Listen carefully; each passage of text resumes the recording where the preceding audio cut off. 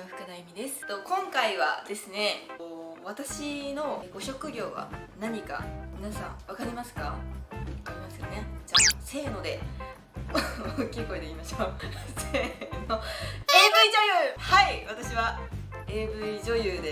ざいます。はい、これを見て深田恵美をもっと知ってもらおうっていうことで、深田恵美のね歴史についてちょっとどういう感じでね、私がこういう経緯でやってきたかっていうのをちょっと話していこうかなって思います。では行こう。私の最初の DVD のデビューはね、どんなだったと思います？結構最初の DVD とかって結構インタビュー系が多いと思うんですよ。ドキドキしながらこうなんかちょっとねちょこんとこうやって座って、であっちのカメラマンさんがこう「出身はどこから?」みたいな「栃木県ね」なんか「ちょっと好き?」みたいな「いやちょっと恥ずかしいです」みたいな、そういうなんか純粋なやっぱデビューものからやっぱ始まると思うんですよね。私はね最初ドドンと出たのが追撃の達人、発射後も即復活、おしゃべり大好き、現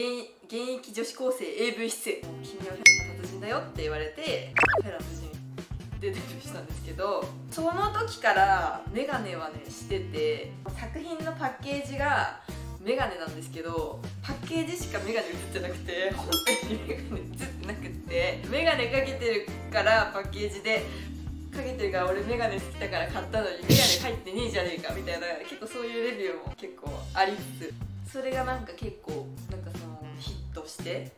でそこからなんか私のイメージがなんか知女ってついちゃって、作品とかもほぼ知女の役しか来なかった。で次にバッて売れたのが VR。やっぱ VR が始まったばっかりの時代だったっていうか、顔面舐め回し、耳舐めほじくりを加えまくり、いつでもどこでもをご奉仕してくれるインナーおしゃぶりメイド深田恵美。これですね、これがめっちゃ売れたんですよ。メイド服を着てカメラに向かって顔面を舐め回すっていうか、だからもうカメラを舐め回してましたね、ただただ。でレビューでもすごかったです。本当に眼球舐められてるみたいでしたみたいななんかありがたいことに売れて、でそこからこういろんなメーカーさんとかが撮りたいって言ってくれるようになりましたね。 VR って結構大変なんですよね。男優さんに任せられないから全部私がそのカメラに向かってやらなくちゃいけなくて、でその時でなんかあんまりカットができない時代だったらしくて、なんかカットとかしちゃうともう一回最初から撮り直さなくちゃいけなかったらしいんですよ。撮るんだったらもう一発勝負みたいな感じだったんですよね。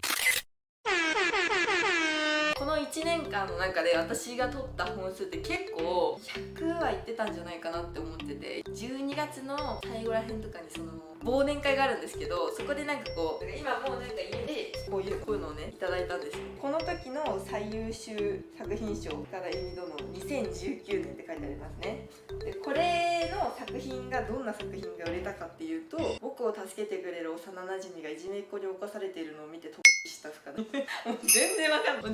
かんないけど、なんかそれでなんかトロフィーをなんかなんでこれを取れたのか本当に分からなくって、なんかその時になってみないとその受賞したとかも分からなかったので、深田恵美さんですって言われてから作品これみたいな感じだったんですけど、まあ多分普段なんか侵される系の作品があんまなかったからなんかこうもらえたのかな。ツイッターとかでなんかその大喜利が流行ったんですけど、それがなんかツイッターとかでそのバズったのはなんか活躍して大体1年ぐらい経った後とかになんかツイッターでそのバズってやったみたいな感じでしたね。でなんか最初はなんかその私に対してこういじってくる人が結構いて、エロいツイートとかでコメント一言人が多かったんですよ。こういう感じで隠してて手ぶらでしてて、一番始まりがでなんか手外してほしいみたいな感じで普通の今まで通りのツイートしてたんですよ。そしたらなんか大丈夫ですくぐれば出るんでみたいな感じでなんか言ってきたコメントのいいね数が多かったんですよね、その人に対しての。なんかちょっとショックじゃないですか、ぶっちゃけ。なんかみんな笑ってるんですよみたいな感じ、いいねいいねいいねみたいな。でもそれに対してそれはちょっとひどいです言ったりすると逆に燃えるんですよ、ツイッターって。だからもう私は絶対に相手にはしないぞって思ってたし、でもそれをそいつをどうしてももう私のツイッターの SNS に巻き込んでやりたかったんですよ。どうしても晒してあげたかったんですよ、私は。だからその方に対してちょっと縮小してその人晒して私が一言コメントなんか面白い感じでこうなんか「ってこと言うの?」みたいな感じでなんか、ちょっと笑える感じでねこう出したらなんかいい感じになんかそれが大喜利になってたらしくてバーみたいな感じでバーみたいな感じでそこからなんか大喜利みたいな感じで言われてましたね。でもそんな感じです。もしかしたらこう最初SNS でバズってウェブ女優始めたとか売れたもしかしたら思ってる方もいるかもしれないんですけど、私はその前から VR とかなんかそういう状態で売れていってTwitter とか SNS とかで AV を見てない人たちとか女の子に知ってもらってさらに知名度が上がったみたいな感じですね。でそこから YouTube とか始めたりとか、あとなんかアパレル始めたりとかね、なんか今回今着てるなんか洋服もね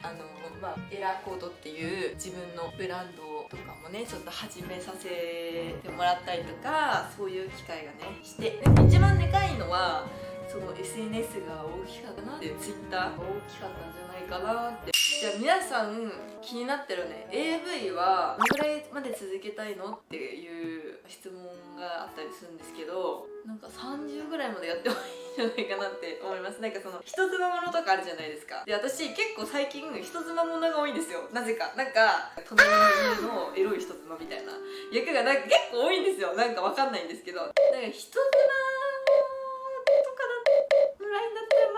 今のこのお仕事はすごい好きな働いてる感じがないんですよね。でなんかスタッフさんとかもめちゃくちゃすごいいい人とか面白い人たちばっかで、事務所にも恵まれたのかまだ知名度がなかった時とかでも大切にしてくれてた事務所だったので、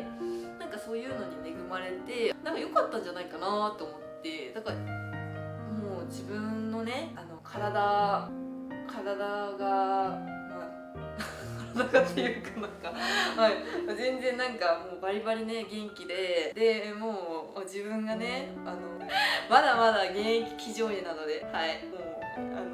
どんどんね男を抜かせまくってやりますよはい、いかがだったでしょうか。これがね私のね深田栄美の出来ですね。ツイッターとかでなんか深田栄美っていう人いたなみたいな感じでなんか思ってた方とかもね多いかもしれないんですけど、これを見てねもっと知ってくださる人がねもっと言ってくれたらいいなって思います。私はねまだまだね AV はまだやめないし、いろんな人の男性のをやっぱ抜かないといけないからその役がまだ果たしきれてないんですよ私は。だからもっといろんな男の人のねを抜きまくってちょっと頑張っていきたいと思います。はい、頑張るぞ。